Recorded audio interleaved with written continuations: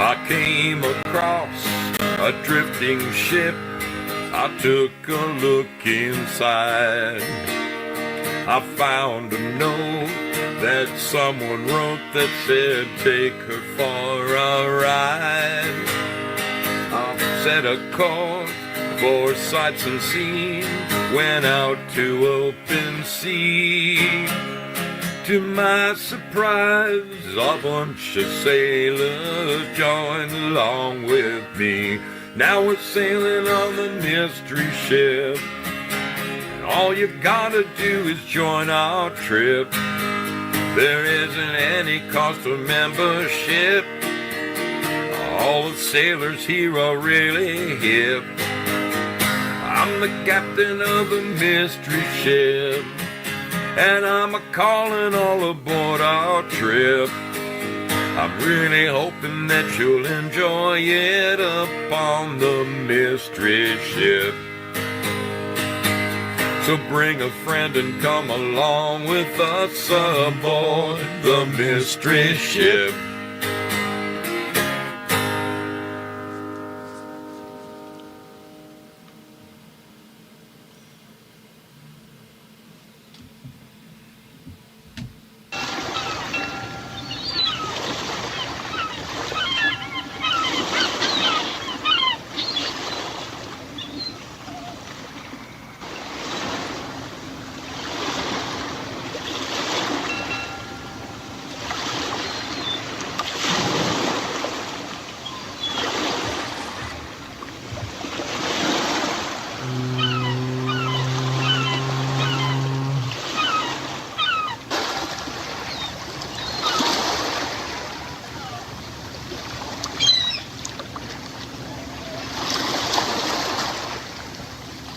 There's Duska.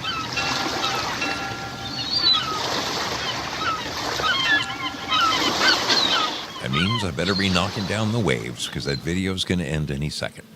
It's going to end any second. How are you doing, my friend? Your brother Zoe out in his freezing cold garage. Pleased to meet you. Hope you guess my name.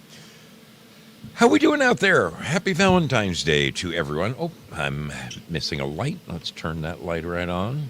Let's turn that light right on. Boom. There it is. There it is. What's going down? Did you have a lovely Valentine's Day? I'd like to think that I had a fairly lovely Valentine's Day. I did the honorable thing and surprised Mrs. Zoe at work with a nice bouquet of flowers. She's, well, it's Valentine's Day, so I had to send roses. But she also loves sunflowers. And so I had them put a ring of fresh sunflowers around the bottom. And don't you know, it worked, people. It worked. How are we doing out there? Let's get a quick gander at everyone around the horn. Jumping into Pilled Foxhole to make sure we're live there. I'm 4 years in, and I'm still worried to death that one of my streams isn't up and running. So I guess this is just part of my show. I guess that it is. We are live at Pilled Foxhole. Beautiful people hanging out there. Rumble is killing it. Rumble is up and running. 3 persons over there. Whoever you are, I thank you for rumbling along with me this Valentine's Day. How about over at the Tube? The Tube? Where are we at the Tube? There's the Tube. CB's daughter. Good to see you, little lady. The perfect country combo, red roses and sunflowers. Yes, indeed. Yes, indeed. When I rode through Kansas on my motorcycle, I'm riding down the highway, which is absolutely pancake flat. And I'm not kidding you, both sides of the road, as far as the eye can see, are frickin' these little golden sunflowers everywhere. I mean, millions of them. It reminded me of Dorothy and everybody going through the fields on the way to the... That's what it looked like. That many of them. So I picked a few and I showed them on camera and I put them in my little bag and I brought them home to Mrs. Zoe, all wilted 3 weeks later. But yeah, the Sunflower State. That is what they call Kansas. The Sunflower State. Okay, we are live. And we are live over at the Tube, where we're supposed to be live. We are currently live. Yes, indeed. We are live at Twitch. That's a wonderful thing. I see people hanging out over there. And last but not least, the home of the Lemonland Sailors. Let's say our hellos. Spudley, how are you doing? Great to see you. Artist61, wonderful to have you aboard, Seb.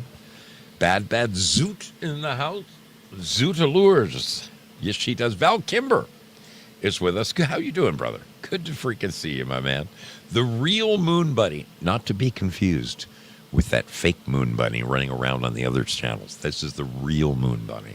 How you doing, darling? Great to have you aboard. Glad you're coming over to the other side and saying hello to the sailors over there. A great group over there. Great group over there. Beautiful people. Beautiful people. All right, let's get over to Pilled Foxhole, where the sun never sets. The sun never sets on the Pilled Foxhole, much like the Empire of Great Britain. John Otter is in the house. John, how you doing, buddy? Good to see you, my friend. Girl Patriot is with us. What's up, little lady? Good to see you. Safety Net 820 is in the house. Maddie's mom is with us. What are you up to, little lady? Due diligence, my brother. How you doing, buddy? Did you get some snow up your way? They were screaming about it. Zoom in the house. Good to have you aboard, man. Great to have you with us. Let's see who else is hanging out up here. Who else is hanging out up here? Well, I wondered where those gold pills came from. I got a tickle in my throat. I've got a tickle in my throat. I don't know what it is. Something's tickling me. Tickling away at me. It's like it won't let me go. We've got wonderful sailors hanging out aboard the mystery ship over at Pilled Foxhole, the home of free speech in America. Rumblers, no one has said hello. Oh, yes, John Otter has said hello. There's now 5 Rumblers there, so great to have you aboard. Thank you for being here. And one last look over at the Tube, CB's daughter. Wonderful to see you. Wonderful. I hope everything is good in your world, my dear. Came this close to getting to meet CB's daughter this past summer. Missed her by about 2 hours. If I had veered right and gone to see her, I would have been like 4 hours late getting to my buddy's place, there was a time crunch because I was getting my tires changed at Harley Davidson. It was a bit of a fiasco, but I'll catch up with her this year. I will. Well, another Valentine's Day is upon us. Yes, February 14th, the Day of the Lovers. And folks, it takes me back. Valentine's Day, I can't help it. I can't help but reminisce on Valentine's Day. It's a very special day. And I'll tell you why. I bet you're wondering why I think it's so special. When I was a kid, of course, I'm sure children are still doing it today, teenage school children. But when I was a kid in elementary school in the 60s, by the time the 5th and 6th grade came around, 5th and 6th, you kind of realize, hey, man, there's There's something about those two-legged deer over there. You know, a guy starts to realize that there's more to life than baseball cards and, folding a baseball card and putting it on the fenders of your bike so that they go brrrr in the spokes, and skateboarding and all the things that little boys do. You start realizing that there's just something about that long-haired girl over there. And that happened to your brother Zoe. I couldn't help myself. In the 5th grade and the 6th grade, going to a Catholic school in the San Fernando Valley, I went to a little place called Our Lady of Lourdes. Our Lady of Lourdes. And there were 2 5th grade classes and 2 6th grade classes. We had 50 kids in each, basically 100 kids per grade. That school had to be making money hand over fist. And it's funny to think about it now. When I think back about my Catholic school education, my folks paid a lot of money to send me to private school. Little did my folks know that that's where all the trouble was. Okay? Seriously. That's where all the hoodlums were. Not in the public schools. It was in the Catholic schools. Because those spoiled rich little sons of bitches knew how to get in trouble. I had friends who were stealing $100 bills out of their dad's wallet in the 4th grade and, stealing liquor out of cabinets. And then one of the guys that I'll never forget, his name was Ron Villette. And in 5th grade, we were getting dressed to be altar boys. We had school started at 8, but we were the altar boys for the 6:30 Mass Monday through Friday that week. My mom dropped me off early, and you go in, you get all decked out in your altar boy gear, and the priest hadn't shown up yet, so Ron goes over to the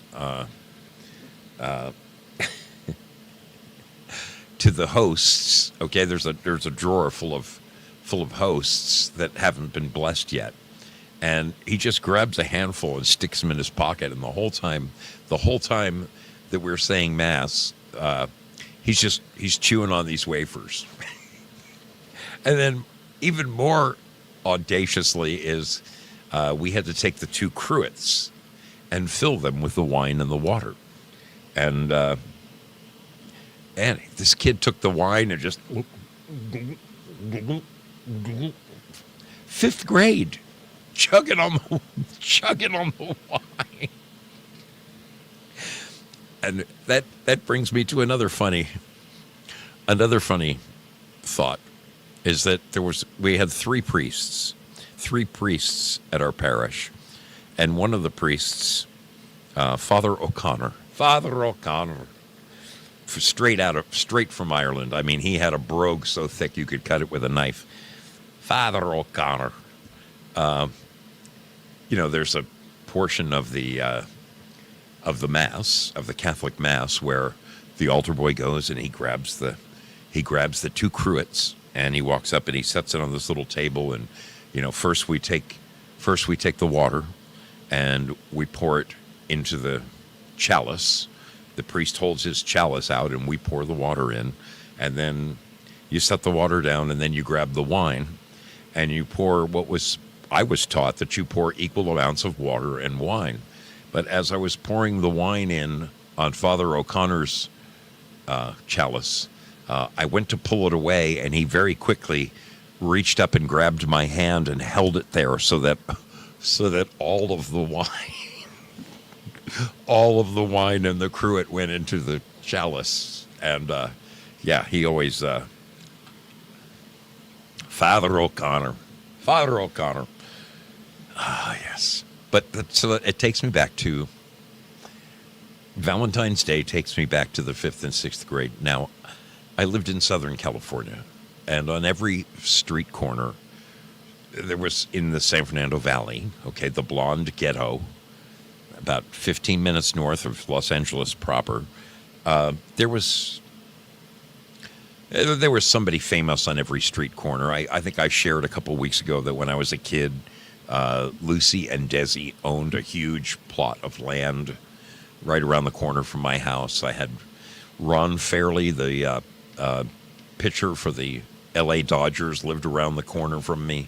Who else? Who else? Oh, I went to high school with Valerie Bertinelli. One day at a time. Ba ba da ba. Ba ba da ba. One day at a time. John Elway. John Elway was the quarterback at my high school from Denver Broncos fame. And in elementary school, one of the famous actors who came to our parish was really a neat guy, Claude Akins. Claude Akins. And Claude had a son who was 2 years older than me and a daughter named Wendy who was my age.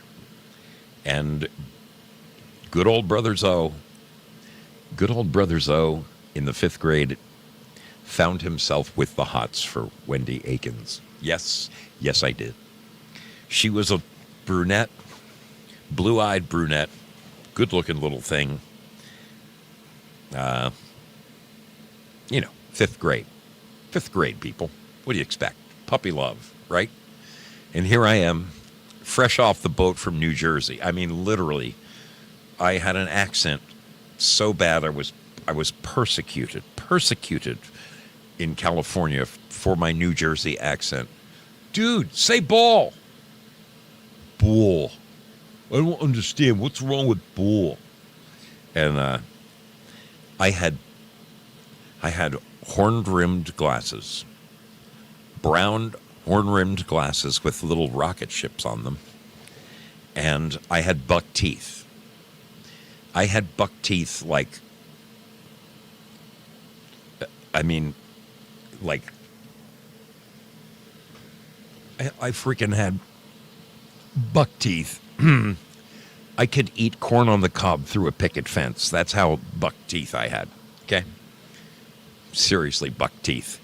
And the other amazing thing, and my friends, I did eventually make some friends there in California. And, back east, where I grew up in New Jersey, the way you wore your dungarees was you took the bottom of your pant leg and you rolled them up like this. Okay? That's how we wore our dungarees in New Jersey. And my mom, when I got my gray school uniform from Our Lady of Lourdes, took up the hems in my pants. And, you could almost see the top of my socks. They were high water pants, okay? And I was about 2 months into school when one of my friends pulls me aside. He goes, dude, what is up with your pants? And I said, what do you mean? What's wrong with them? Dude, you got your pant legs are supposed to touch your shoes, man. You're not supposed to be able to see your socks. And I looked down and, you could see my sock. Ray Charles could see my socks, okay? I must have been the dorkiest 5th grader that ever was. Just a complete freaking dork. And, Valentine's Day would come around. And my mom would take us to the TG&Y, Turtle, Girdle, and Yo-Yo.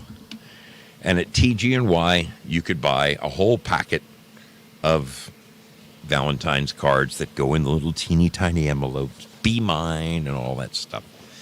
And first one I wrote out was for Wendy Akins, And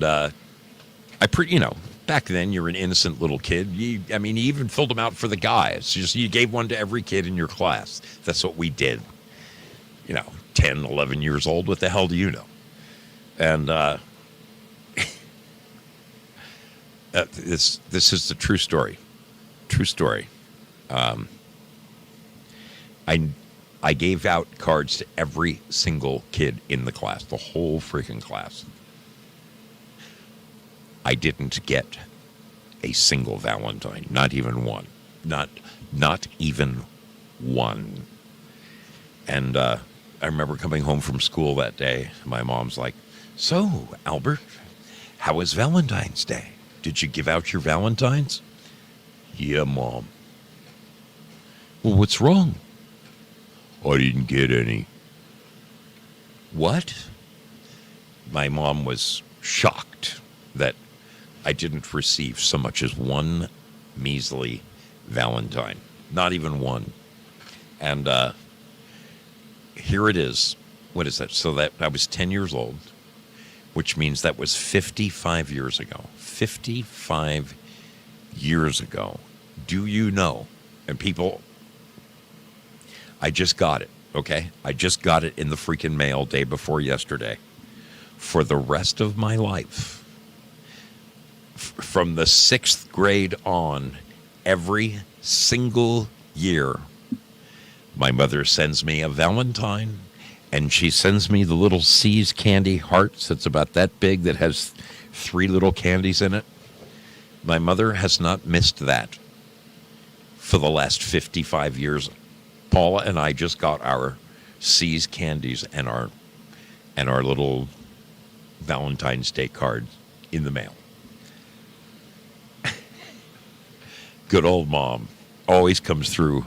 Always comes through for her kid. Isn't that something? And the funny thing was, so in Southern California in the late 1960s, fifth grade boys, right? We had, back in those days, you had I think we had seven television stations. This is all aerial, the antennas on your rooftop back in those days. Okay, there was no cable, and we had CBS, ABC, NBC, and then we had KTLA Channel 5. We had KHJ Channel 9. KTTV Channel 11 and KCOP Channel 13. So yeah, we had seven stations, and all of the non-network stations, the independents, that's where the best movies were. The 7 o'clock movie every night. They would always have the Birds, or But man, I will tell you what. Each and every Valentine's Day, all of the 5th grade kids and all of the 6th grade kids, there was only one thing we looked forward to on Valentine's Day, and that, my friends, was that movie that night. They always played the St. Valentine's Day Massacre.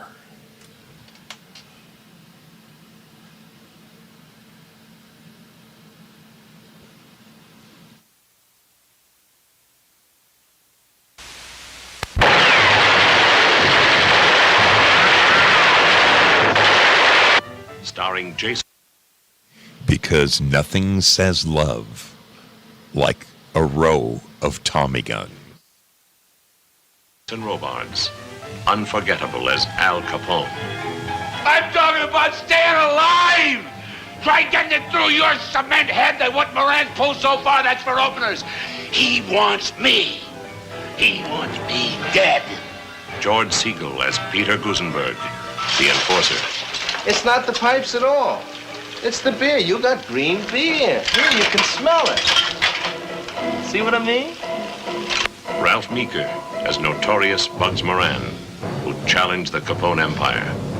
I say it's time we put Capone and his bums out of business. For good. In all the annals of crime films, you have never witnessed such savagery and authenticity. A vice ring that earned $367 million in 1 year. 21,000 speakeasies. 618 murders. Wild platinum parties.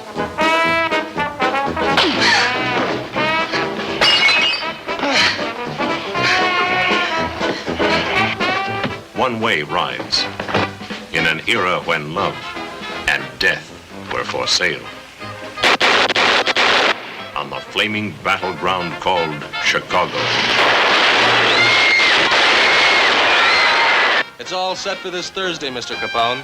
In the morning, around 10:30. We got a nice Valentine all ready to deliver. A Valentine for bugs. Say, Jack, just make sure it's a great big red Valentine, huh? Hello, boys. Something I can do for you? Yeah, you can shut up. Now line up, all of you. Face that wall.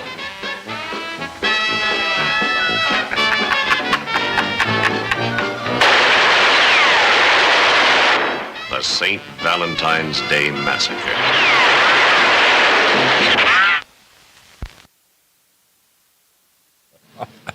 Yeah, nothing says loving like blood and guts. Oh, man. Did anybody, does anybody remember seeing that movie when they were kids? I mean, seriously, they played it every Valentine's Day. It was a must-see when you were in the 5th grade and the 6th grade. Kind of like The Birds. You know, they always played Alfred Hitchcock's The Birds. Safety Net says, so dude, happy Valentine's Day night. Love you lots. Why, thank you. I will consider that a Valentine. Thank you very, very kindly. That is wonderful of you to do that. So, TL, did you ever see that as a kid? You remember that? Did they play, you got to remember that. Well, I know I'm a little bit older than you. Were they still playing that on Valentine's Day when you were a kid, Spud? On, like, you know, Channel 9 or something? Oh, man, those were the days. Yeah, he remembers it. He remembers it. Yeah, forget all the flowers and St. Valentine and all that kind of jazz. It was all about the Tommy guns. And it's weird how year after year after year we could watch the same stupid movie as kids and still be turned on by it. I mean, it still held our attention. I mean, how many times do you have to see that movie before you've got all the lines memorized? You know what I mean? It's crazy. It's crazy. Speaking of crazy, I've got a crazy little break right here for you, and we'll be back. We'll be back on the other side of this little film right here. So stick around.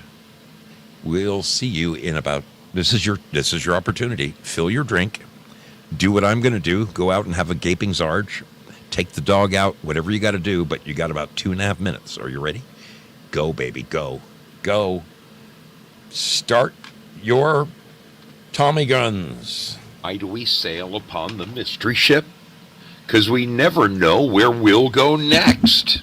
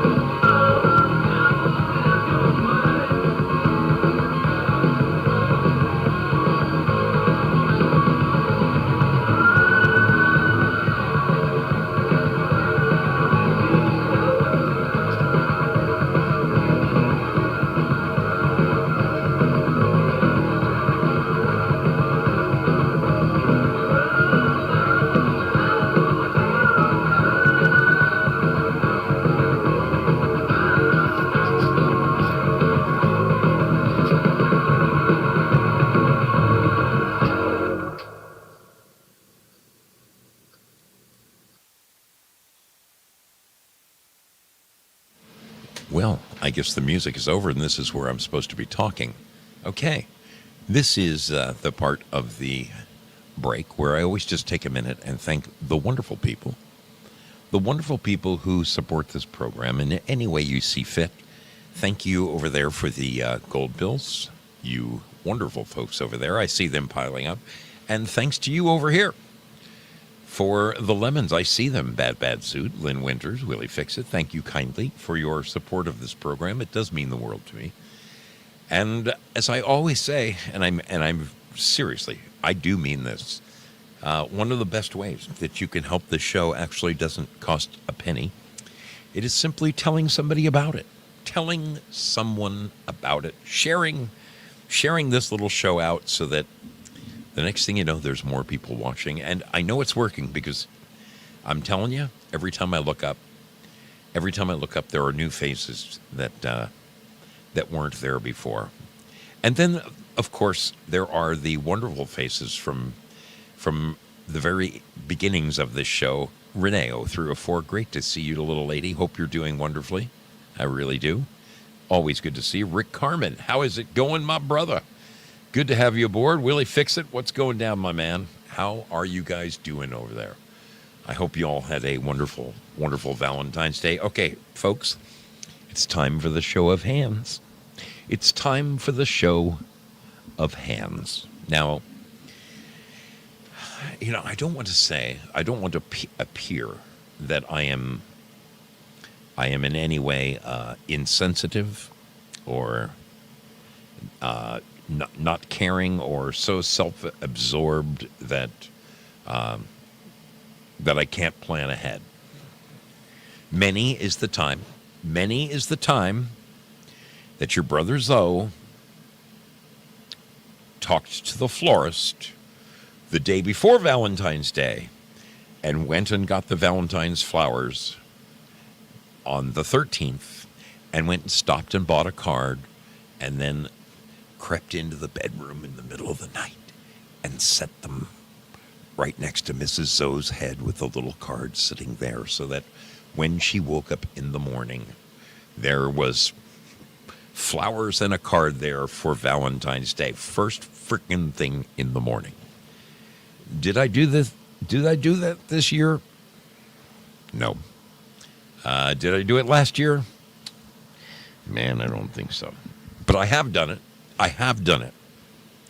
So I just, you know, in the time that Mrs. Zoe and I have gotten together, my status has been elevated. I am now a man of great responsibility and so many things going on in my life. I worked late 4 out of 5 nights this week, and I don't want to use that as a crutch or an excuse for not having my shit together, but, you know, I had all... Valentine's Day was on Friday this week. I had all freaking week to do it, and I didn't. But I did send her a damn nice bouquet, and she's very, very touched.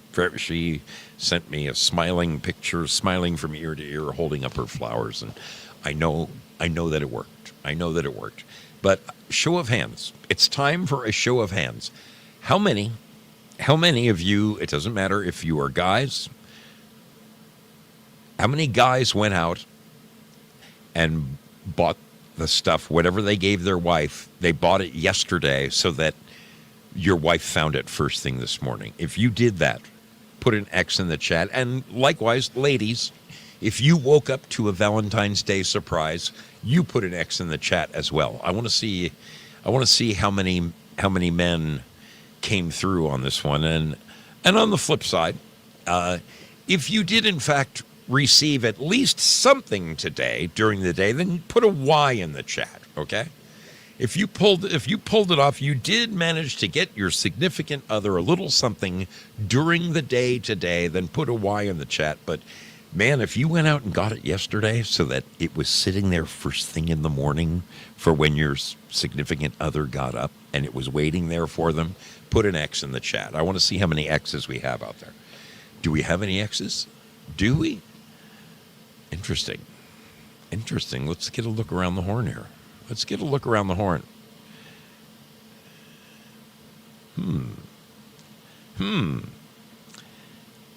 Well, that's nice. Chirping Cricket says she got a nice lunch out of the deal. That's great. That's wonderful. I'm not... The Spud says, we don't celebrate Valentine's. You celebrate Valentine's every day, TL. And that I know. And so that's kind of where, folks, honestly, that's kind of where I'm going with this. And I don't want to sound like Cosmic Grandpa. Good to see you. Cosmic Grandpa says, we went to the range for Valentine's Day, but we go to the range every Friday. That's awesome. That is freaking awesome. Oh, man, that's good. There's so many different holidays throughout the year, and I used to really believe in them, especially when I was younger.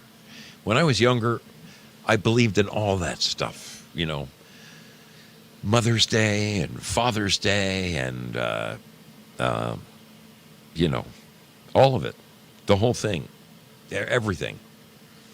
I'm hoping that I'm not growing callous as I get older, but I would like to at least think I'm intelligent enough to recognize grift when I see it. And when you look around around all the different holidays of the year,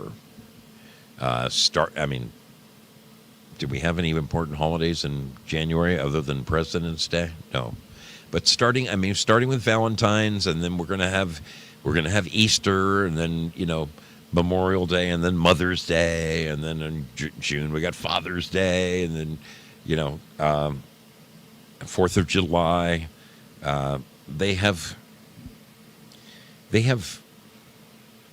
They've over commercialized everything, and that really shouldn't be what it's about.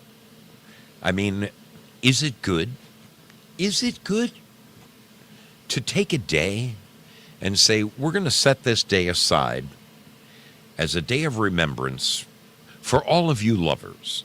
So every St. Valentine's Day, won't you be inclined to go and get your lover a card or a box of chocolates or a bouquet of flowers or whatever, having a special day set aside isn't a bad thing. It really isn't.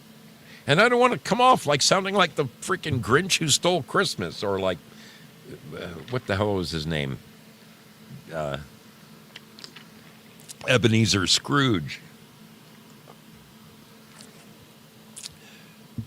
Do I think it's important that perhaps there is a day set aside for lunkards like me who might not...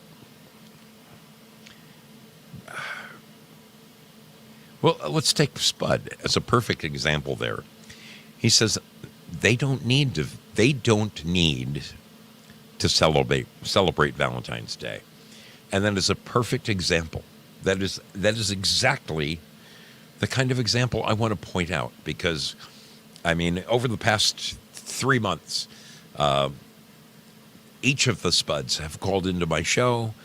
They joined me on New Year's Eve. And it's unquestionably, to see those two together, that these two are just freaking still madly in love with each other. And isn't that what it's all about? Isn't that 365 days a year? Why do we have to take one day and cram it down our throats and have signs all over the place and all that stuff, just to prove that we remember our significant other? And the same thing goes for all of the stinking, and I don't mean stink. I'm not trying to, please don't get me wrong. I'm not trying to say that Valentine's is just another stinking holiday. Okay. But it is remarkable how they find ways of bilking us out of, significant amounts of money on a given day, because because we're remembering something. Please, I'm begging of you, don't think that I'm some kind of sour grapes son of a gun. I'm not. I think it's wonderful to see your significant other's eyes light up and heart go pitter-pat when they send you a text showing off the big bouquet of roses that you surprised them with. And it is a wonderful thing. And you know what? I think for women, it's probably more important than for men, because women are more emotional and men are just more logical, and that's just the way it is. There's nothing wrong with that. In fact, it's a wonderful thing. I think that is probably the most wonderful thing about men and women, is that we're so vastly different, and that yet each of us knows how to do something that makes the other one feel all warm and fuzzy. And that is a good thing, you know? I remember this, man. When I first got married, and Mother's Day would roll around, okay? Now, I'd never been a father before. I'd never been married before. I didn't know anything about how to be a proper or decent husband. The only example I had to follow was my dad. And I'll say this, when I was a kid, I remember it, 1967. I went down in the basement. I was a kid in New Jersey. So 67, I'm 8 years old. And I go down in the basement, and here's my dad on the table saw, and he took 2 sheets of 4x8 plywood and cut out and painted this, 8 foot tall, 8 foot wide, giant heart. And he painted it red, and he put little doodads all around the outside of it. And he wrote in white letters, "Al loves Alice."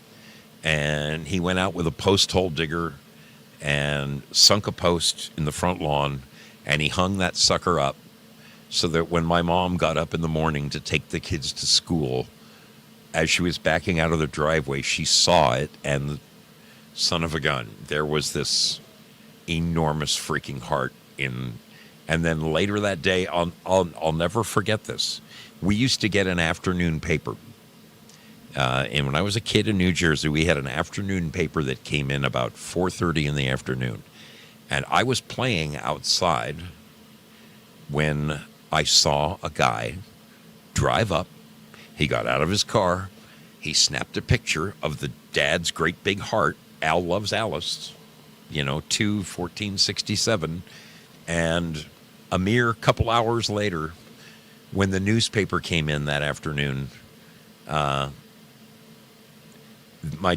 heart that my dad created for my mom was on the front page of the evening paper in our small little town in North Caldwell, New Jersey.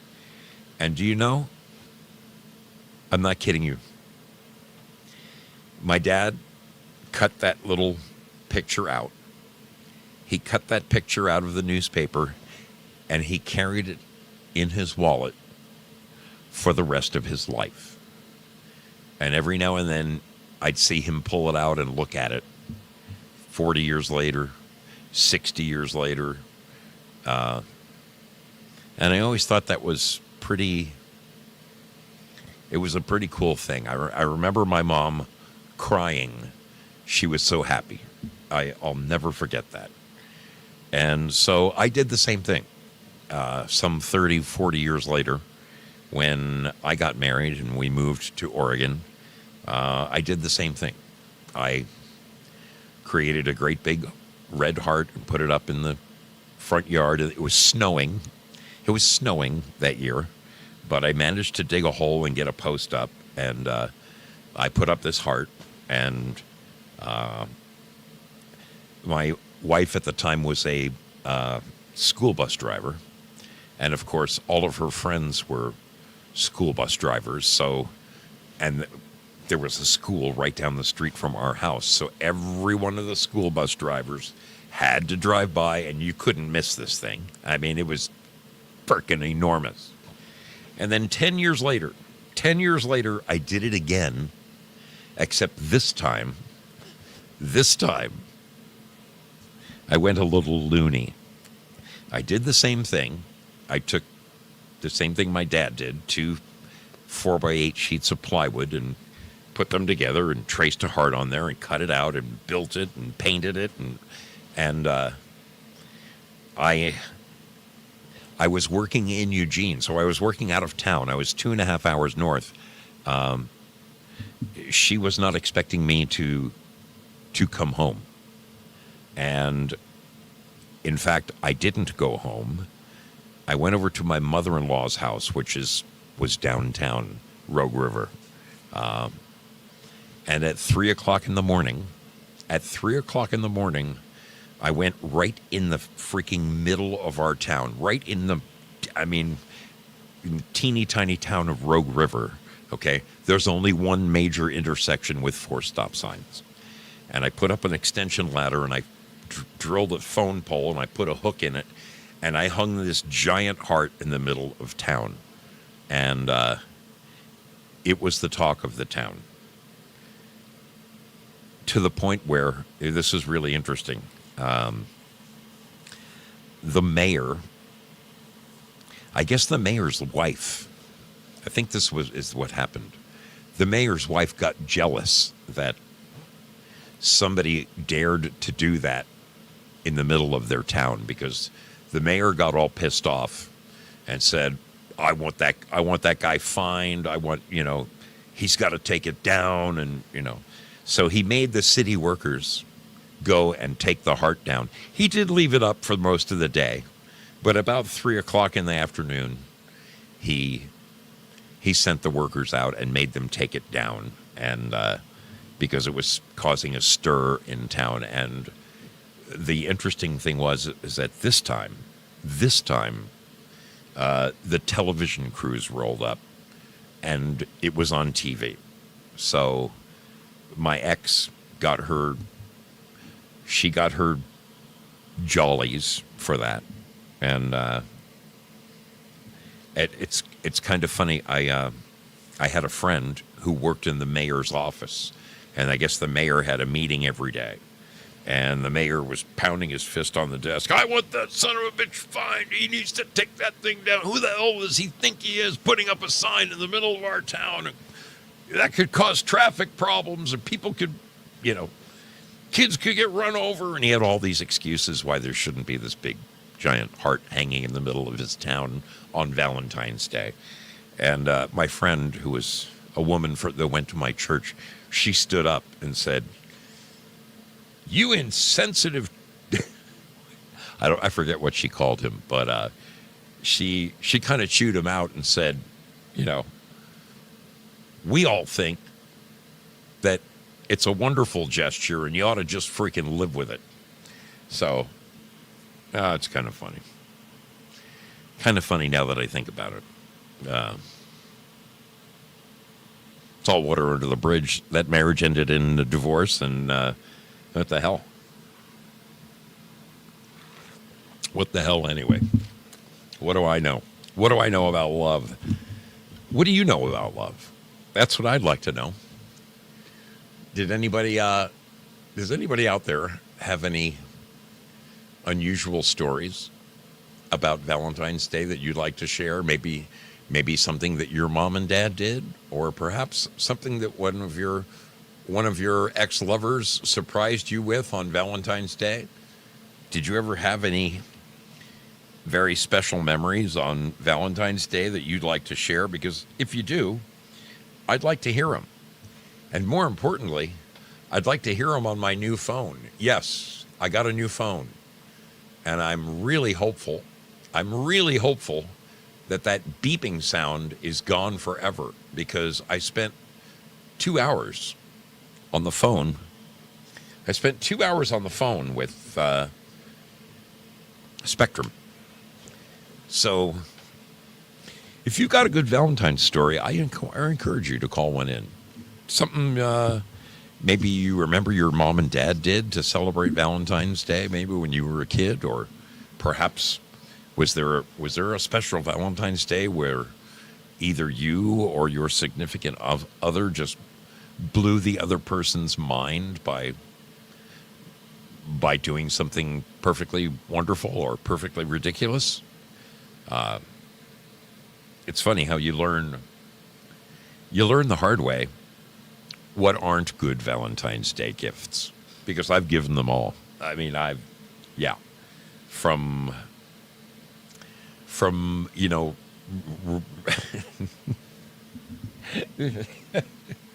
oh, I'm going to embarrass myself here. From, red silk lingerie to fancy dinners, romantic dinners out at French restaurants to hell to sex toys. I've probably run the gamut when it comes to Valentine's Day. You know what? I'm hoping my phone is working. It doesn't sound like it's working. Where's my dial tone?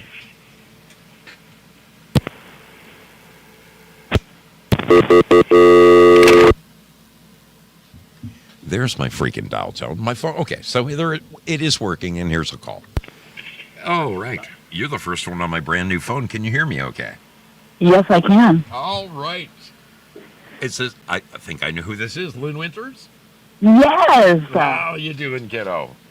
Let me... Well, your Valentine's story, part of it makes me really happy because of what you did, the efforts that you went to for. And I know it was appreciated by the heart that needed to be appreciated by.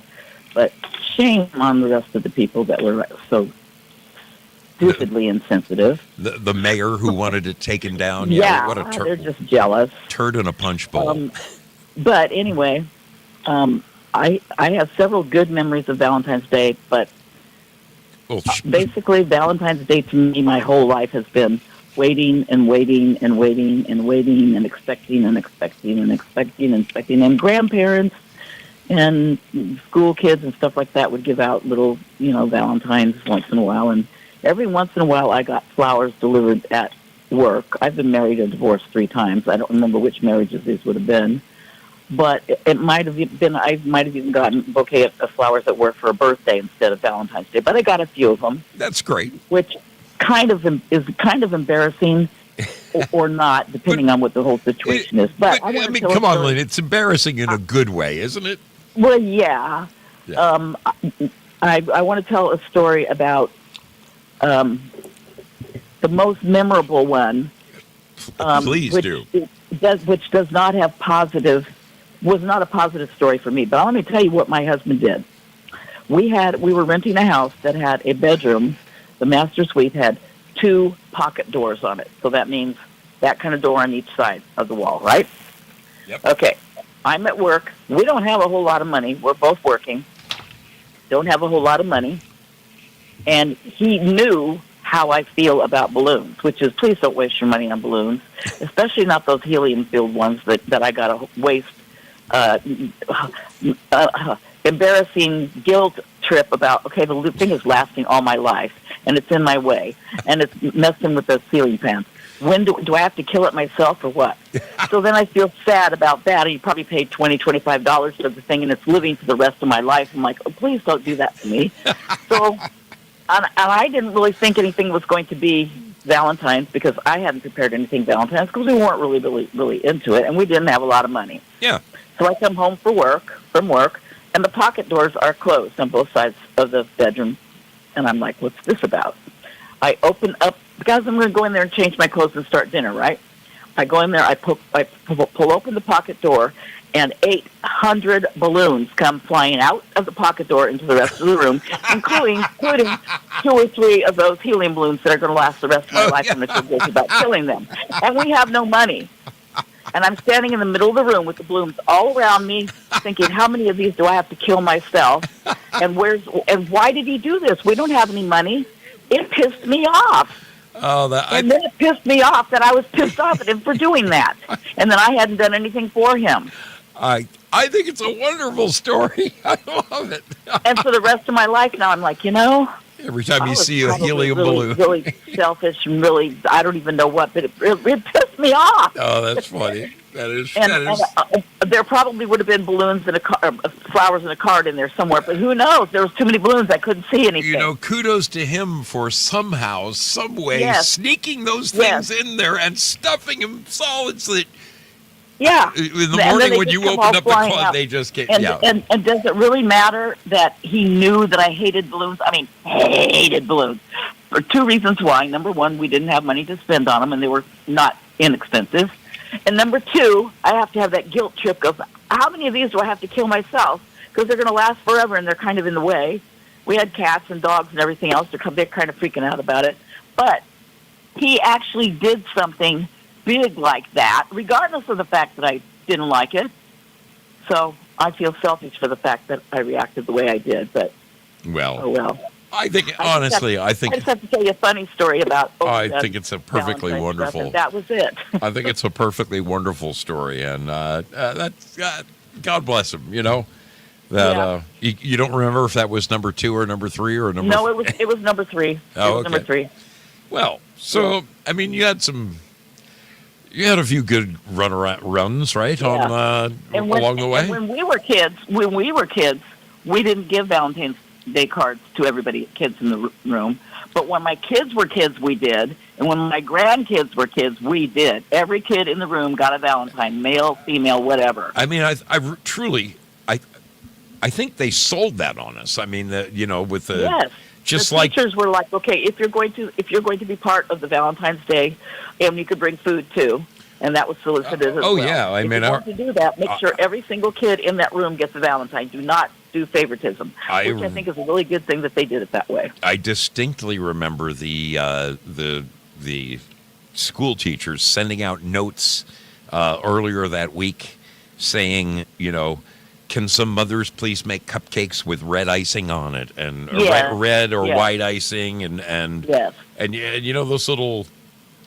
those little sugar candies that had be mine, the hearts, whatever they do. They still make those things? Be mine, yeah. Well, do they really? A few years ago, as far as I know. I mean, I haven't. Sweethearts. That's what they are, sweethearts. Yep. Wow. That's. I mean, it's good to know, but I do believe, like every other holiday, Lynn, we've been sold a bill of goods and made to feel guilty if we don't participate. Right. And because we've been so brainwashed about it all these years. I mean, it's. I'll tell you, it's Mrs. O came to me tonight, so I sent her the flowers at work, and after work I called her and I said, hey, I've got a show tonight, but if you can get off of work early enough, she's working about 25 minutes that way, and I'm working about 45 minutes that way. And if we can get off work early enough, we can have dinner together, and I'll still make my show. And I was still 15 minutes late, but we managed to pull it off. And when she brought her flowers into the house and showed them to me and showed me how much she liked them and all that, she said, "Look, I just want you to know, I really did go looking for a card, but it's just the same old mushy crap that they probably had last year, and nothing really jumped off the shelf at me." And I said, "Honey, do you think you really need to give me a piece of paper in an envelope to prove to me that you love?" I mean, it's the same thing I tell my kids at Christmas. My kids always sad that if you don't keep it for the rest of your life and fill up the drawers with it. Well, actually, they're saying in the chat that I'm overmodulated. I adjusted it since then. Okay, cool. Okay, I'm going to hang up now and let somebody else call and give their sad and beautiful Valentine's. Very good. Very good. I had Lynn, a sad one, I guess. Always. It was a wonderful story. I loved it. Thank you for calling in, Lynn. Great to talk to you. Love you. Bye. Yeah, that's funny. Yeah, and it's the same thing I tell my kids at Christmas time. Is you work so damn hard for your money, and I know how much they make an hour. So, I hate the thought of them going into debt or filling up their credit cards just to get me something. Because I said, I have everything. I have two of everything. There's nothing you can buy me that's going to prove to me you love me more, especially at Father's Day. They always go just berserk. Well, our friend Girl Patriot, is that you, darling? It is. How are you doing tonight? Great to have you call in. Good. Am I online now? Yes, you are live. Okay. Thank you for taking my call. Of course. Of course. My husband has always surprised me with the most beautiful gifts at Valentine's and surprises.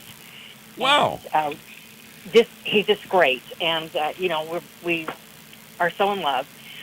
One year when I was working, he brought in roses to my office. And I was in a conference, and so he left them with the secretary. And after my meeting had adjourned, she brought the roses in, and they were it was the biggest round glass bowl, kind of shaded, and 24 roses. The most glorious red roses you've ever seen. I mean, They were spectacular. Everybody was like, oh my God, Mike, he just outdoes himself all the time. And so when I gave him a call, and I said, oh gosh, these are beautiful. Thank you so much. I really love it, and I love you, and all that. So I left him at work. The next day when I went into work, they were all wilted. What? Yeah, I was like, oh my gosh, what in the heck? Were they in the sun? I was like devastated. Oh my gosh. I looked in the bowl, there was no water in it. I couldn't believe it. I was like, oh my God. So he stopped at a florist that was really close to my office and grabbed the roses, stuck them in the bowl, and I guess he told the secretary, can you please put water in these, because I didn't want to carry them up in this big... Oh, man. So somehow that message got crossed. And so it's kind of a strange story for Valentine's, but I was like, oh my gosh. It took me a long time to tell him what happened, Oh, my goodness. I think that is awesome, though. I mean, 24 roses, that is majorly impressive. Majorly impressive. He has done surprise things where he shows up and he's got like a huge box with a great big red bow on it, and I open it up at a lunch and there's a fur coat in it, I mean, he's just... Oh, wow. Something. Wow. So, anyway. Wow, that is awesome. No wonder you guys are so damn happy. That is fantastic. Yeah. I love that story, Sheila. That's beautiful. That is beautiful. Crazy. Well, heck, I'm going to be hoping that you feel better sometime in the near future, because we want to get you. We want to get you as a contestant. All right. Well, I'm gearing up. All right. Good deal. You let me know when you're ready, and we will punch you in, darling. Okay, I sure will. All right. Great to talk to you. Have a very, very happy Valentine's Day, my friend. And happy Valentine's to you and Indeed. Mrs. O. Indeed it was. She just, great to talk to you. She just, Sheila, that is Girl Patriot there from the great state of Texas, just reminded me of a probably the funniest sending flowers story. There's sending flowers, and then there's oh my God, I wonder if I can tell this without... I'm pretty sure I've shared this before. I'm pretty sure I have, but what the hell? You guys forgive me, right? When I repeat myself, when I go redundant on you. Years and years ago, I was living and working in Hollywood. I think I was 26. And I was out clubbing one night, and I met this little strawberry blonde, and ended up giving her a ride home on my motorcycle. In fact, no, I didn't give her a ride home. I introduced her to a bunch of my friends who happened to be in a fairly popular band at the time. They're nothing to nothing to mention about, but, a famous name, a name you've probably may not have heard of, 80s metal hair band. And I took her to this party after the clubs closed down, and she's like, wow, do you know those guys? I said, Brian, come here. I introduced her to the band, and she was all just so in awe that she actually met, some long-haired heavy metal rockers of, hair bands. No, don't get me, we're not talking Metallica type. Dokken, it was one of the bands. And anyway, so we ended up staying the night in the hotel because they rented a couple of rooms, and we ended up just staying that night in the hotel. Nothing happened. We're just getting to know each other. And next morning, I got up and gave her a ride home on my motorcycle and got her number, and called her up and said, hey, maybe we should go out sometime. So she said that'd be great. So a few days goes by, and she calls me and says, hey, what are you doing this weekend? Want to pick me up? I said, sure. So I get the idea.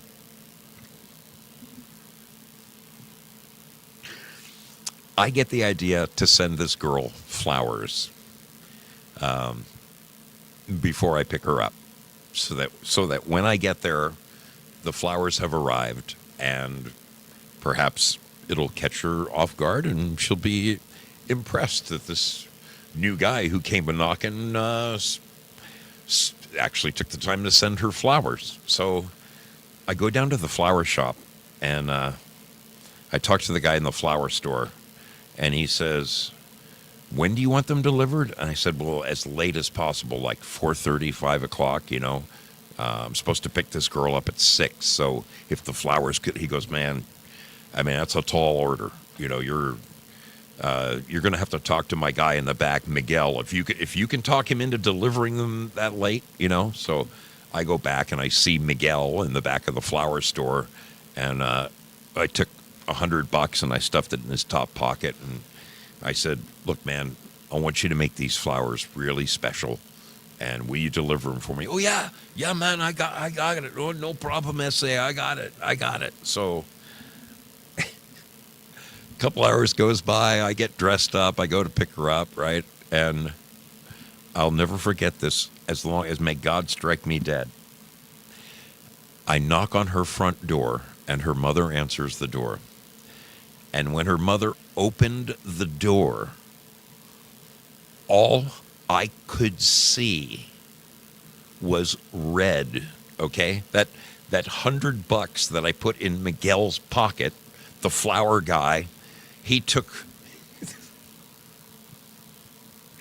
this little Mexican guy took 4 dozen roses and weaved the stems together and created, I'm not kidding you. The flower arrangement was 5 feet tall and about 4 feet wide, and was in this huge white wicker basket, and it looked like the tail of a freaking peacock. Okay, it was. I could have died. I could have died of embarrassment. I couldn't believe that the guy made something that unbelievably. Oh my God! So I'm nervously. I'm sitting there on the couch, and I'm trying to have some small talk with her mother, and I just every 2 seconds I keep glancing over at this ridiculous pile of flowers, and I'm just wanting to crawl under the couch so nobody could see me. And she's busy getting ready, and I'm almost ready, So her mother and I are sitting on the couch with this preposterous thing of flowers, and there's a knock at the door, and it's one of her brother's friends. It's just this hippie dude named Rainbow. So Rainbow comes trucking in. He's got hair down here, and he's a short little guy. Great dude. I love this guy, Rainbow. I got to know him after this, but he walks in the door and he goes, "Oh, wow, man. look at the flowers. Who are those for? And, her mother thought they were great. Her mother thought the flowers were just incredible, but she goes, those are for Shannon. And Rainbow looks and he goes, man, what happened to her? Like it's the kind of bouquet you would send if someone was run over by a car or something like that.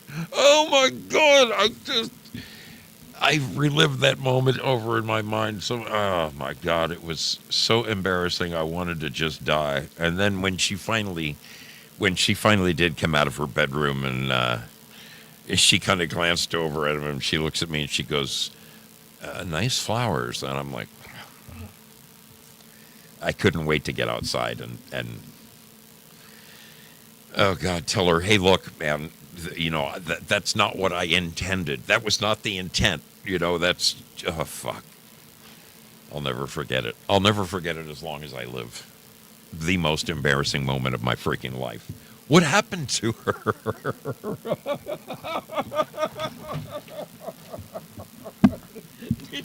Is she in a full body cast?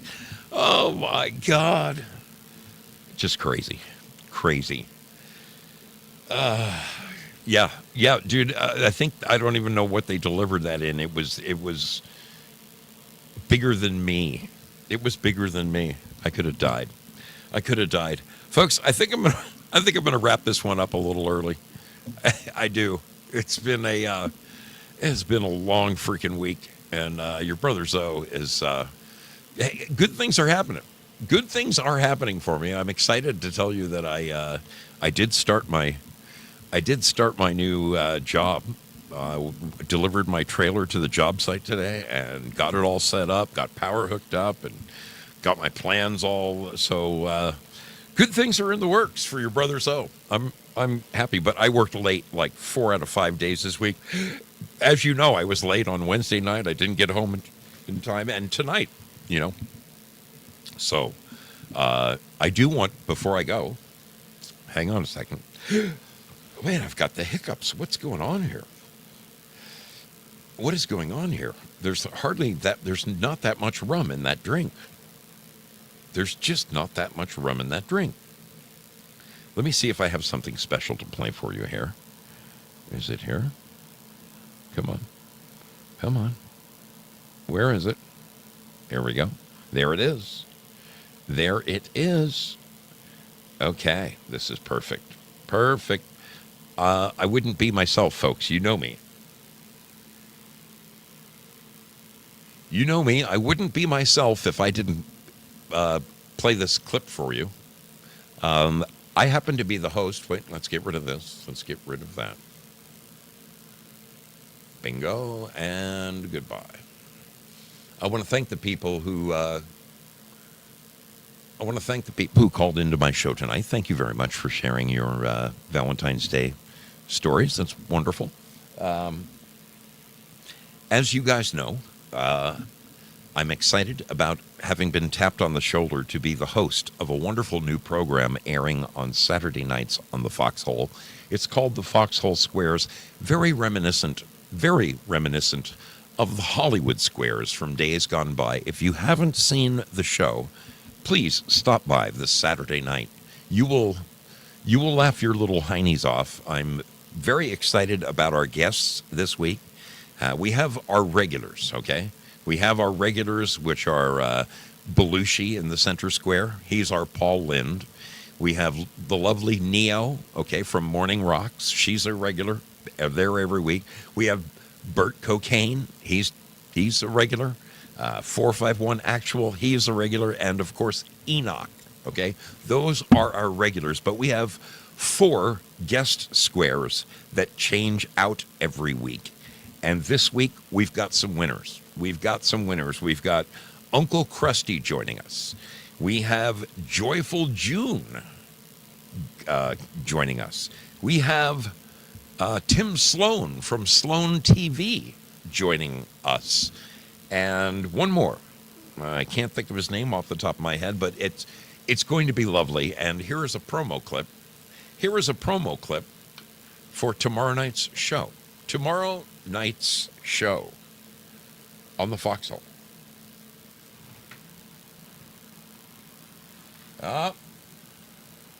Damn it, Zoe, you got to turn on the volume. You got to turn on the volume, you dummy. There we go. There we go. I am your host, So Dude. Yeah, none of that is true. Except for the stripper part. There we go. I was all like, you gotta go Belushi first, but I love it. I will go with Belushi. All right. All right. Excellent choice. We're going to show them your cubes. Let's do it. What is the lightest class in boxing? The Caucasian class? Like the you whitest would be class? correct, brass cubes. The Brass cubes. All up here, brass cubes. The lightest class in boxing is indeed called a flyweight. So, an X gets the square there. You are correct. Secret square. I would thought he was the secret square on the second round, but I guess he's the secret square on the first round. So that's okay. This is still worth 250 gold pills. It's woke. I don't trust it. Okay, Bert, tell me, my friend, where would you find the girdle of Venus? Girdle of Venus. You know, probably in Belushi's closet. But I'm gonna say it's a constellation. It's probably a star. Where do you keep your girl? No, do you agree or disagree with Bert?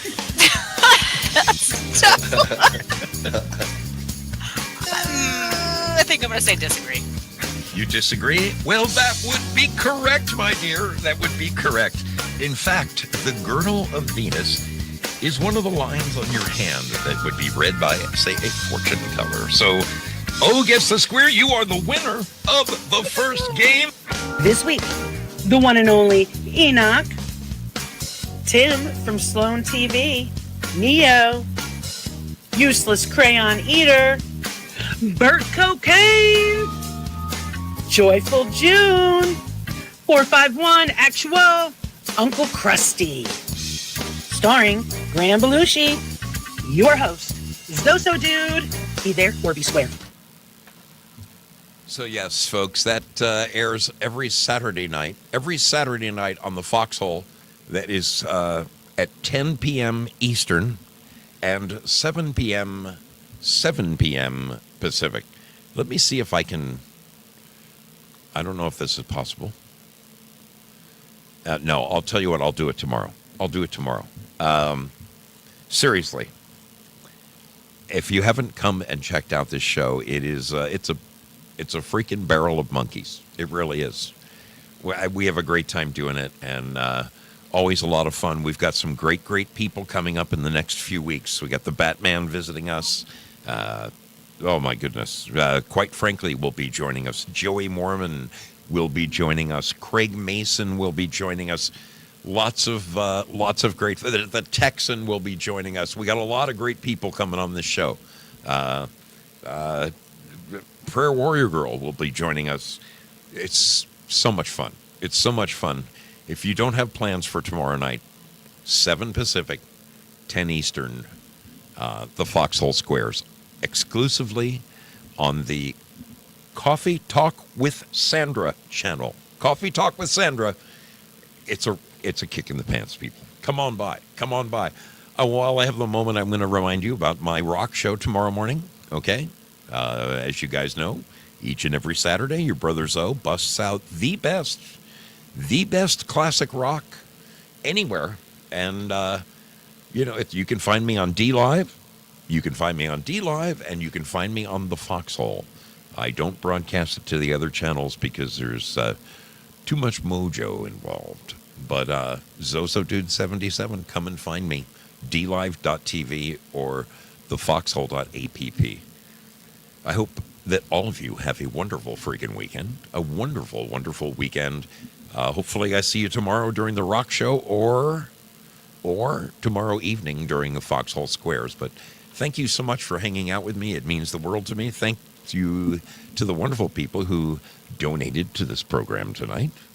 Bad Zoot, Lynn Winters, T.L. Spud, Mrs. Spud, thank you, darling. Rick Carmen, thank you, my brother. Willie Fix-It, you guys are rock stars. And then over here in Gold Pill Land, holy smokes. Redeemed Patriot, Girl Patriot, over and over again. Renee 0304, thank you, darling. Safety Net, thank you. Girl Patriot, some more. And my dear brother, Due Diligence, all of you guys. Oh, Due Diligence will be joining us on the Foxhole Squares. So he's going to be one of the squares. This is going to be, folks, come and check it out. You won't be sorry. You will laugh. You will laugh your little heinies off. I am hereby releasing the scratch-in. It is thereby released thusly. It is thusly released. Go and get you some. Go and get you some. Meanwhile, over here in Lemon Land, let me take a look at what we got in the treasure chest, because I just cashed in my gold pills night before last. And we got a little something in there. We got a little something we can throw in there. It's not going to be as big as it normally is, but I'm happy to give away at least more than half of what I got in there. So let's do this. Let's do that. Boom. Boom. Okay.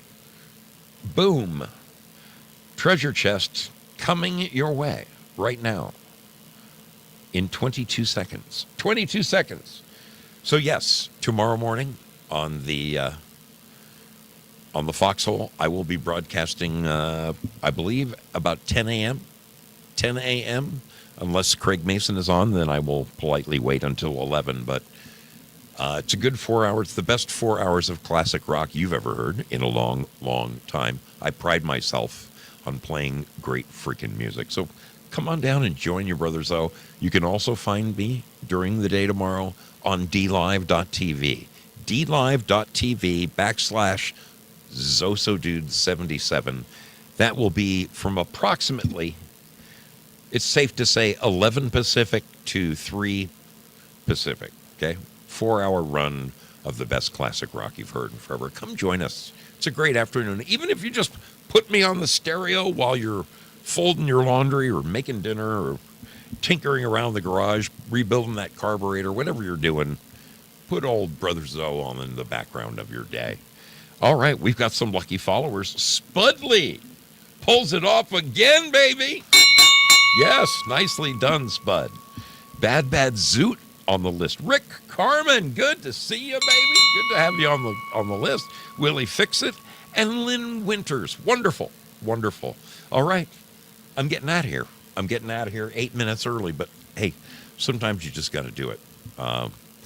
Be very, very afraid if someone comes up to your front door with a bouquet of flowers that is 5 feet tall and 4 feet wide. Whatever you do, don't ask if something happened to the recipient, okay? Most embarrassing for the sender. Have a great weekend, y'all. Freaking love you lots. I love you lots. And we'll see you on the flip side. The flip side.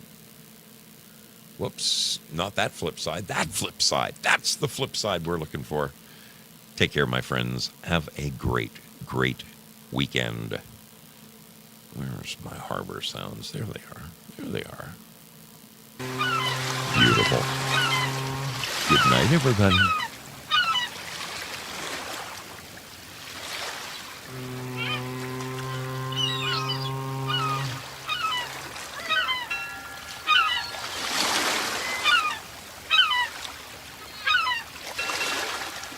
Wait a minute. If you haven't left yet, Zoe has an urgent message. Urgent. I just remembered this. Would you say a prayer for our dear Ms. Texan? That is the Texan's wife. She had gallbladder surgery this past week. She had her gallbladder removed. So she is recuperating. It's tender, to say the least. It's freaking tender. Ms. Texan, throw up a prayer for her, would you?